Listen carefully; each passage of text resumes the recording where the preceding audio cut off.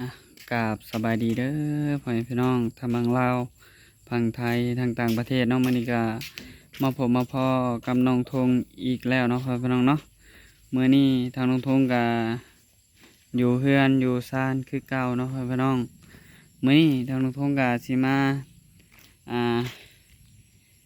เบิ่งพักเนาะพ่อแม่พี่น้องเนาะพาแม่ FC เพิ่นมาเบิ่งพักก่อนบาดนี่ทางพักก็มีแต่พักนี่แหละพักบัวนี่เขียวงามเนาะพี่น้องเนาะส่วนพักที่ยายบันซื้อมาให้ก็ฝนตก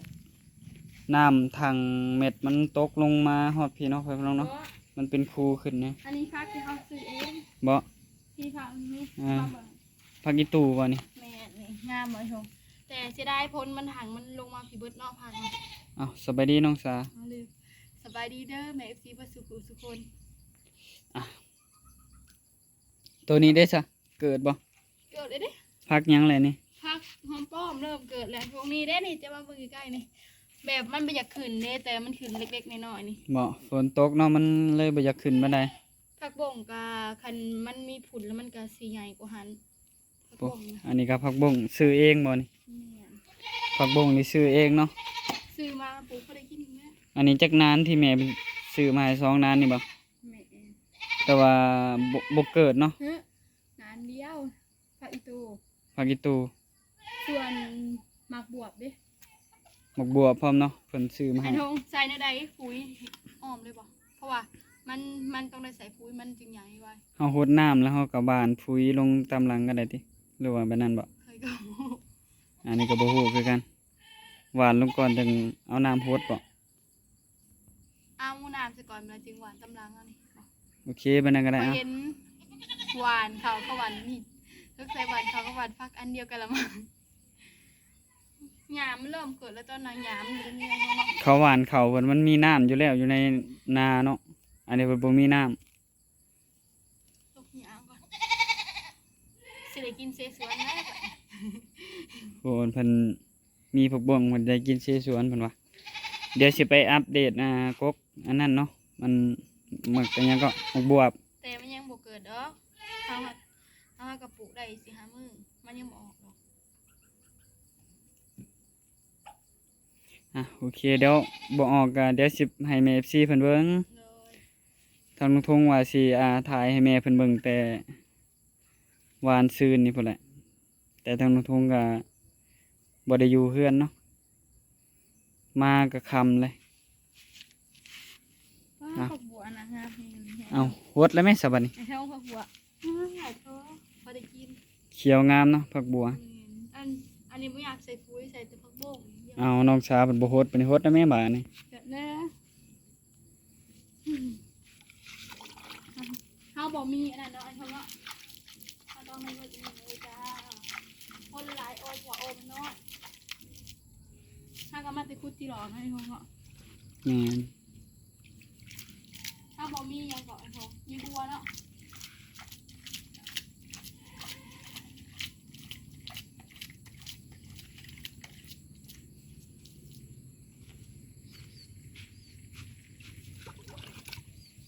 โคตรเทละ2 โลคือตลาดนะแบบหน้ามันกับโบราณมันคงเนาะแต่ปูเขาได้กิน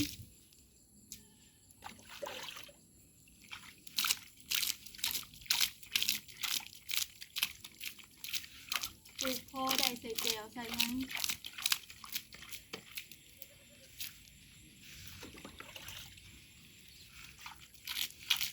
ถ้าห้องป้อมถ้าเรียกเลยพอดหัวเดียวพอดละเอียดนี่เลยคือผักกาดเลยมันแกงเนี่ยเป็นมือเขาหดมันแล้วมันดึกอยู่ตรงไหนเห็นไหมทาให้มันใหญ่เลยแยกออกจากกัน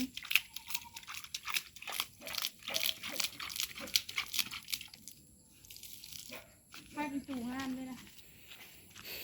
ไข่อีตูงามนี่เลยไข่อีตูงามแห้งโหดจริ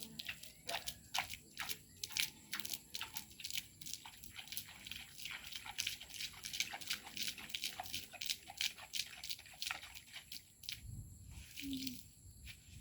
ไปหดหมกบวบปะ อ่ะโอเคเนาะนี่ทางอันนี้ก็ยังบ่ได้เสียหญ้าเนาะไว้พี่น้องเนาะทางเสาไผ่นี่ยังบ่ได้เสียเลยนี่เสียแต่หมองปลูกผักก่อนเนาะไว้พี่น้องเดี๋ยวสิเสียไปต่ออีกเนาะมือได้ว่างอ่ะโอเคเนาะไปกันเลยพ่อแม่พี่น้อง อันนี้พ่อแหละอันนี้จะได้ ทางลงเช้าเพิ่นจะไปฮดหมักบวบเนาะทางยายเพิ่นซื้อมาให้ทางทุกคนก็ปลูกได้หลายมื้อแล้วแหละ เจ้าบ้างนะ ฝนตกใช่ฝนตกมื้อน่ะบักแห้งๆนี่ เจ้าบ้างเบิ่งแล้วว่า โอ้ ว่ามันจะออกหรือเปล่าต้องพันหนึ่งไปเลย แถวนี้ก็มันอยากหกเนาะมันอยากมีหญ้าหลายยังบ่ได้อันนี้ซ้ำนี่นะยังบ่ได้เสียหญ้าอัน ยาวพอได้แต่ไปพักเนาะ อันนี้มีแต่คุดคุ้มซื่อๆนี่นะโอ้ปลูกจนมาหอดในพี่ทางนู้นอ่ะหด ทางทงเป็นผูทางหดตลาดมันเริ่มเป็นต้นไปแล้วมันถึงเริ่มเกิดทางทงผักยังไงทงโอ้งามแท้ เพิ่นผักอีหยังวะนี่ ทางหอมเป้งามทัวทางเมย์เป็นมาตอนเนาะตอนเอาหงจานมันเลยนี่ต้องมีเรื่องหงซุกนะ ปลาหมึกหุงหลายเลยเนาะบ่ได้กินตั้งหลายมื้อเลย ทางเมย์มาเอาได้หมากหนึ่งเสาเมาหมากเหือ ทางแม่น้องทงมาเอาหมึกหุง เมย์ มื้อเสาร์นี่กับ นี่เดี๋ยวได้หมากซุกนี่ลง มากับน้องแหล่เพิ่นมากหุงหากระเฮิมยังบ่ได้สุก อย่ากินหมากเหือมันจะแซ่บมันจะกระดึกกระดึก อ่ะตอนนี้ทางน้องทงสิพาแม่ FC เลาะรอบๆแถวเพื่อนเนาะว่าเป็นจังไดอ่ะโอเคเนาะโอ้ต้นมะมี่เริ่มเกิดเนาะเริ่มกิ่งอิหยังมันเกิดเริ่มหมากอิหยังเกิดแล้วเนาะพ่อพี่น้องโอ้ทางน้องทงก็ตัดปลายออกเนาะแล้วก็ตัดงามันอยู่ทางเฮือนออกเนาะแต่ว่างานี่สิใกล้เฮือนอีกแล้วเดินี่แต่ว่ายังไกลเติบเนาะถ้าว่ามันสิใกล้แล้วก็จึงตัดออกเนาะตอนนี้มันก็กำลังเริ่มสิเป็นหมากทางน้องทงก็เลยบ่พาตัดเพราะว่างามันก็เป็นหมากเนาะพ่อพี่น้องโอ้ต้นมะกล้วยเนาะอันนี้ทางน้องทงก็บ่ได้บักออกแล้วเนาะต้นอันนี้นี่กล้วยธานีนี่มาสิตัดออกเบิดเลยเนาะกล้วยธานีแต่ว่ายังเหลืออยู่3ต้นเนาะกล้วยธานีอันนี้กล้วยกล้วยน้ำตัวนี้หลายต้นอยู่นี่นะ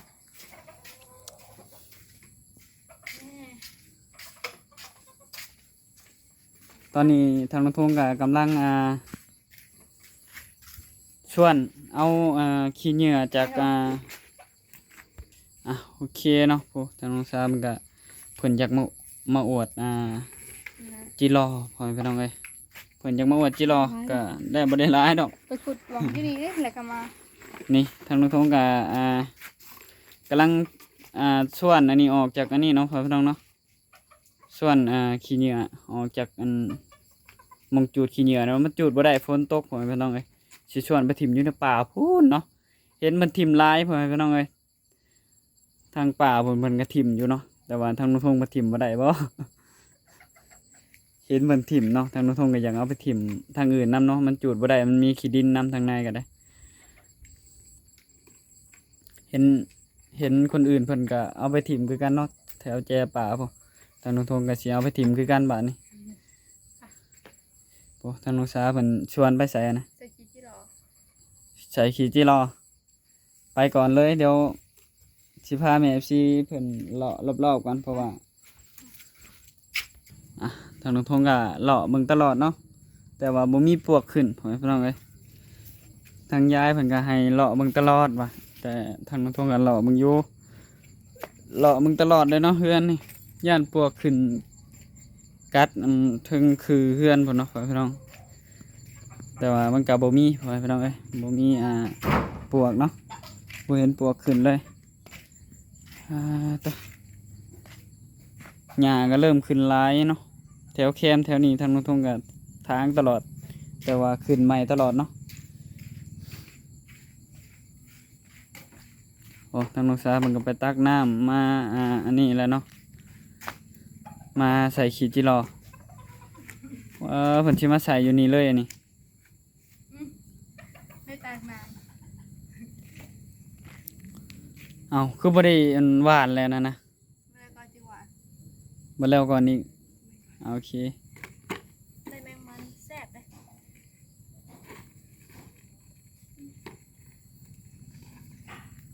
ตัวที่หล่อกิน2 คนน่ะ ปลูกเรียบร้อยเบิดแล้วเนาะหมักบวบหรือว่าพักที่แม่เพิ่นพากมาให้ก็ปลูกเบิดแหละทางลูกสาวเพิ่นกำลังสิหวาน อันนี้ก็แม่เพิ่นส่งมาให้คือกันเนาะหรือว่ายายเนาะยาย กิน2 คนสิเบิดด้วยเถอะ ยายเพิ่นผากอันปุ๋ยอิหยังมาให้เพิ่นก็เอาให้ทางน้องทงปลูกเนาะพ่อพี่น้องแล้วก็เอาให้หวานเฮ็ดเป็นปุ๋ยอิหยังเนาะพ่อพี่น้องเดี๋ยวจักหน่อยทางลูกสาวเพิ่นสิหวานเพิ่นว่า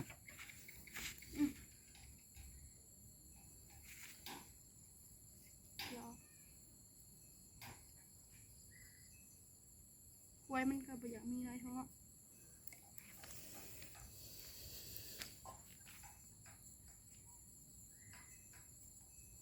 เริ่มค่ำเริ่มมืดเข้ามาแล้วเนาะ ที่หล่อร้ายเทเด้เนาะ ซ่อน2 ตัวก็มีในทั้งนั้นที่หล่อเนาะ แม่น สะออนพุดมี2 ตัวเลย ทางน้องสาเพิ่นบ่ได้ลงคลิปลายมือก็เพราะว่าเป็นหยังน้องสา อืมนี่บุมี เน็ตบ่มีแปลงรถเบิดแล้ว แปลงรถเบิดเลย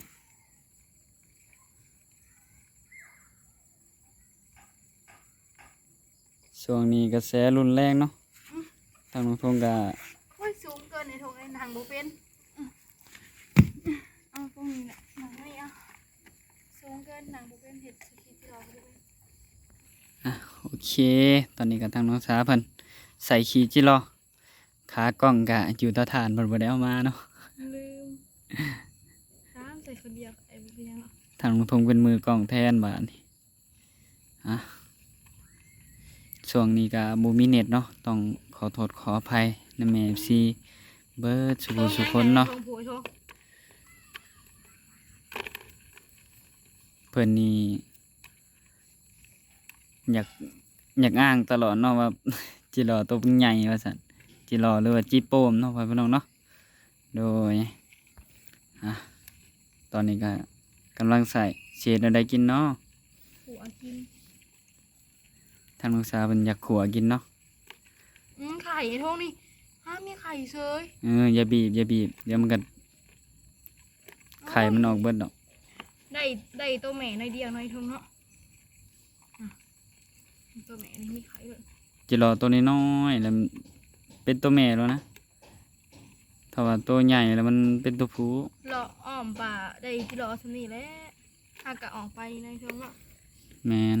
เพราะว่าเห็ดเวียกในเฮือน ช่วงนี้กระแสรุนแรงทางลงทงก็ยังบ่ได้อันนั้นเนาะพ่อพี่น้องเนาะช่วงนี้ก็เน็ตเบิดแน่บ่ได้อธิบายให้แม่ FC เพิ่นอันนั้นปานใดเนาะพ่อพี่น้องเนาะก็ทางลงทงก็อธิบายทางช่องเบาลั่นเพิ่นแล้วเนาะพ่อพี่น้องเพราะว่าช่วงนั้นทางลงทงก็ยังบ่มีเน็ตเนาะ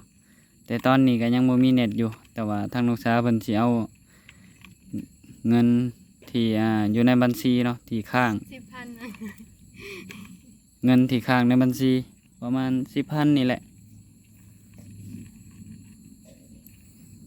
เสียเอาลงให้แม่ FC ได้เบิ่ง ทางลงทงก็มา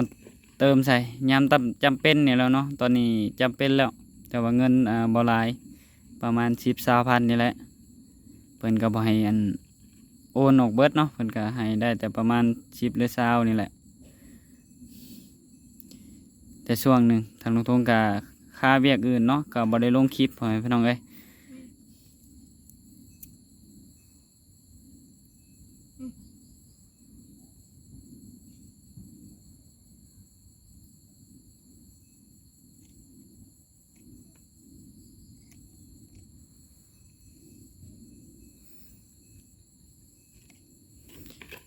ท างน้องทงเฮ็ดเวียกมาไม่เมื่อยเพราะว่าได้ข่าวว่าน้องทงขี้ข้านเอ้าคือว่าทางน้องทงก็หาก็เฮ็ดเวียกแล้วว่าซั่นหาก็เฮ็ดเวียกไม่เมื่อยเพราะว่าอ่าน้องสาวเพิ่นอ่านในคอมเมนต์ว่าน้องทงขี้ข้านว่าซั่นน้องทงก็เฮ็ดเวียกอยู่เนาะพ่อพี่น้องเนาะมีแต่ทางน้องทงบ่ได้ลงคลิปนี่แหละเนาะพ่อพี่น้องเฮ็ดเวียกอื่นอยู่หากินนี่แหละทางน้องทงก็บ่ได้ลงคลิปดูก็ต้องขอโทษขออภัยนำแม่ซีเด้อพ่อพี่น้อง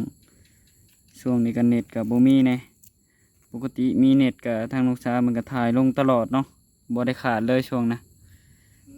มีไข่มันเฉยแน่วันนี้ แต่ช่วงนี้เน็ตเบิดก็บ่ได้ค่อยลงเนาะพ่อพี่น้อง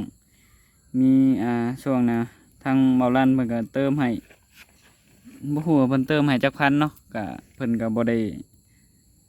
ด้ออกคลิปว่าเราเติมให้เนาะพ่อพี่น้อง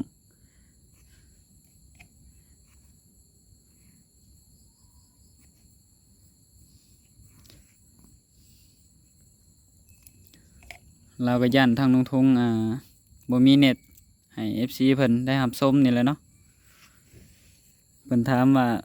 คือบ่ได้เห็นลงคลิปว่าซั่นทางน้องทงก็เลยตอบว่าบ่มีเน็ตเพิ่นว่าเดี๋ยวอ้ายเติมให้ทางน้องทงก็โอเคเลยเติมให้ก็ต้องขอบคุณเนาะทางเบาล้านเพิ่น โอ้โหหลายแล้ว เพราะว่าทางน้องสาวเพิ่นก็เอาเบอร์ให้ทางเบาลั่นเพิ่นบ่ฮู้ว่าเพิ่นเติมให้ตอนใด แต่ก็เข้าบ่น้องสาแต่ว่าเบิดแล้วเนาะเบิดแล้ว เท่าไหร่ไข่ก็ลืมเลยจะเอาเติมไปเท่าไหร่ เท่าใดก็เอาเนาะแค่นั้นเพิ่นเติมให้ทางน้องทงก็บ่ได้ติเนาะก็ต้องขอบคุณเนาะทางเบาลั่นเพิ่นที่ให้ได้เน็ตลงคลิปตั้งหลายมื้อเติบพ่อแม่พี่น้องเอ้ยได้หลายมื้อเติบลงคลิปก็ได้เพราะว่าทางน้องทงก็บ่มีทุนคือช่องใหญ่ๆหรือว่าช่องอื่นๆเพิ่นเนาะพ่อแม่พี่น้องแบบเดียวกับสาวหลาเพิ่นนี่แหละบ่ค่อยมีทุนลงคลิปลงหยังบางเทื่อก็บ่ได้ลงเรื่องเฮ็ดเวียกเนี่ยบ่ขาดเนาะพ่อแม่พี่น้องเฮ็ดตลอดแต่บ่มีเน็ตลงคลิปนี่แหละที่มีปัญหามีปัญหาหลายอย่างเนาะบัดปัญหาเข้ามาก็ได้ทางใดเพทางรถจักรเพเงินอันนั้นเอาว่าสิเติมเน็ตแล้วพ่อแม่พี่น้องเอ้ยแต่ว่ารถผันมีปัญหาก่อนอื่นก็ขอบคุณทางบ่าวพามีเพิ่นเนาะที่เคยซอยทางน้องทงมาตลอดเนาะพ่อพี่น้องเนาะยามทางน้องทงมีปัญหาเพิ่นก็ซอยโอนนั่นโอนนี่ให้ทางน้องทงก็บ่ได้ติบ่ได้หยังเพิ่นเนาะก็ต้องขอบคุณทางเพิ่นเนาะพ่อพี่น้องที่ซอยเพิ่นก็ดึงทางน้องทงไปเป็นทีมงานเพิ่นเนาะมีเวียกมีงานหยังก็เพิ่นก็เอิ้นน้องทงเนาะแต่ช่วงนี้บ่ฮู้ว่าเพิ่นมีเวียกหรือบ่มีเนาะเพิ่นบ่ได้เอิ้นไปเนาะน่าจะบ่มีเวียกเนาะเพิ่นจังบ่ได้เอิ้นไปโอเคเนาะทางน้องทงก็ต้องขอ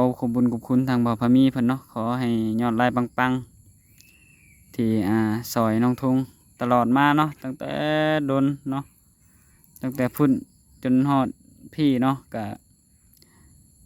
เพิ่นก็ซอยได้หลายเนาะพี่น้องต้องขอบคุณเพิ่นแหละเนาะขอให้เพิ่นอยู่ดีมีแฮงเนาะโดยแล้วก็ขอบคุณทางแม่ FC เบิดสุขุสุคนเนาะที่เป็นห่วงทางน้องทง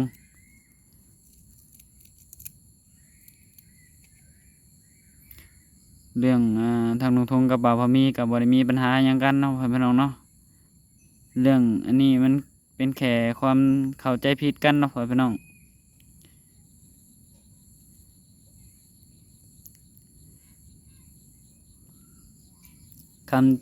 คำที่น้องแหล่เพิ่นว่าย่านน้องทงไปยืมเงินนำกะทางน้องทงกะบ่ได้เคยยืมเนาะอันนี้ เว้าการเปรียบเทียบย่านซื่อๆเนาะส่วนหลายมีแต่แม่เพิ่นเนาะที่ยืมทางน้องทงก็บ่ค่อยได้ยืมพ่อแม่พี่น้องเอ้ยแล้วก็บ่ได้ขอน้ำน้องแลเพิ่นพ่อแม่พี่น้อง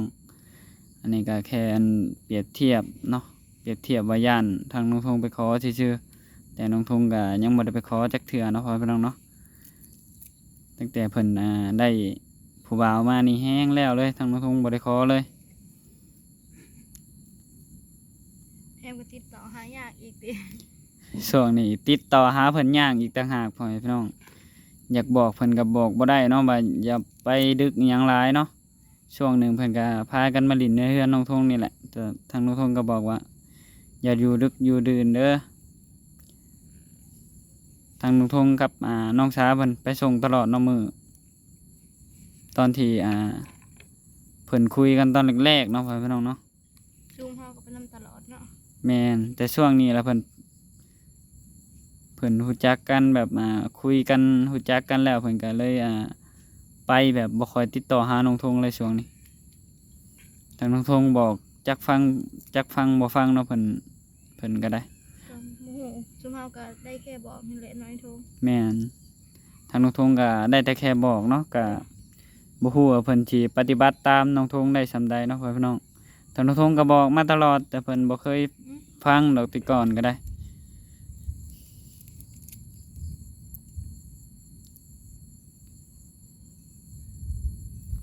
ฝนคือสิตกนี่ โอเคเนาะทางน้องทงก็สิได้จบคลิปแล้วพ่อแม่พี่น้องเพราะว่า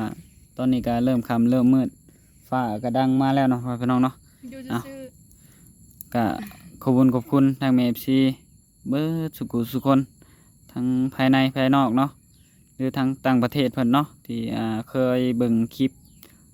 บ่แม่นว่าเคยเนาะที่เบิ่งคลิปทางน้องทงตลอดเนาะพ่อแม่พี่น้องเนาะเบิ่งคลิปที่บ่ความโฆษณาเนาะทางน้องทงก็ต้องขอบบุญขอบคุณทางแม่ FC เบิดสุขุสุคนเนาะแต่ทางน้องทงก็บ่ฮู้เนาะบ่ฮู้ชื่อเพิ่นที่เพิ่นเคยซอยมาทั้งเบิดทั้งมวลนี่ก็ขอให้เพิ่นอยู่ดีมีแฮงเนาะที่เพิ่นเคยซอยเหลือน้องทงมาตั้งแต่เริ่มจนฮอดปัจจุบันนี้ก็ถือว่าทางน้องทงก็ชีวิตน้องทงก็ดีขึ้นแน่เนาะพ่อพี่น้องเนาะก็บ่ได้แน่แหละก็สุดๆเลยเนาะก็บ่คิดบ่ฝันว่าสิได้ส่ำนี้เนาะพ่อพี่น้องทางน้องทงก็ได้ ตอนนี้ก็ถือว่าทางน้องทงก็ดีขึ้นหลายเนาะพ่อพี่น้องโดยโอเคเนาะก็ขอให้เพิ่นอยู่ดีมีแรงความเจ็บอย่าได้ความไข้อย่ามีเด้อเดินทางไปไสมาไสก็ขอให้ปลอดภัยให้เจริญในหน้าที่การงานเนาะโดยทางน้องทงก็สิขอจบคลิปไว้เพียงเท่านี้เนาะพ่อพี่น้องขอกล่าวคำว่าสบายดีสบายดีสบายดีน้องสา บ๊ายบาย